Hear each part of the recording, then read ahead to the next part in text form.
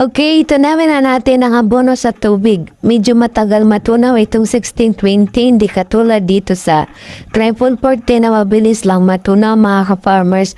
Kapag balak niyo mag-abono, halimbawa bukas mag-abono kayo dapat, gabi pa lang ibabad yun na sa tubig itong 1620 mga ka-farmers.